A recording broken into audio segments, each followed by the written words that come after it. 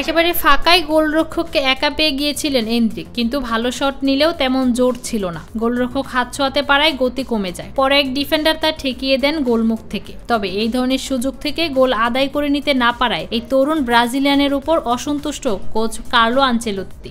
গেতাফের মাঠে বুধবার রাতে লা লিগার ম্যাচে স্বাগতিকদের 1-0 গোলের ব্যবধানে হারিয়েছে রিয়াল মাদ্রিদ।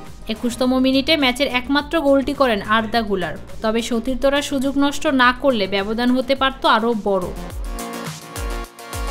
ম্যাচ হওয়ার কয়েক মিনিট পরই সাংবাদিকদের মুখোমুখি হন কোচ আনচেলোত্তি। কঠিন হলেও গুরুত্বপূর্ণ জয় তুলে নিয়ে লা লিগা শিরোপার দৌড়ে নিজেদের টিকিয়ে রাখে রিয়াল। সাংবাদিকরা যখন এনরিকের পারফরমেন্স নিয়ে প্রশ্ন করেন, তখন আনচেলোত্তি তার প্রতি একটু কটাক্ষ করেই মন্তব্য করেন, সে দুটো সুযোগ পেয়েছিল। প্রথমটিতে সে সম্ভবত এর চেয়ে ভালো কিছু করতে পারত না, আর দ্বিতীয়টা হয়তো অফসাইড ছিল। তবে বাস্তবে সে এই ধরনের কাজ করতে পারে না। সে এখনো তরুণ, তাকে শিখতে হবে।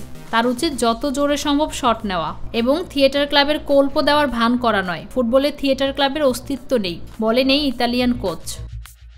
ম্যাচের গুরুত্ব বিবেচনা করে গেতাফের বিপক্ষে শুরুর লাইনআপে এনরিকের অন্তর্ভুক্তি ছিল কিছুটা হলেও বিস্ময়কর, কারণ একটি হোঁচটই শিরোপা লড়াই থেকে ছিটকে দিতে পারে রিয়ালকে। তবে তরুণ ব্রাজিলিয়ান সক্রিয় ছিলেন এবং চেষ্টাও করেছেন। কাঙ্ক্ষিত সাফল্যের দেখা তেমনভাবে পাননি। ফৌজিয়া আক্তার, নিরপেক্ষ নিউজ ডেস্ক।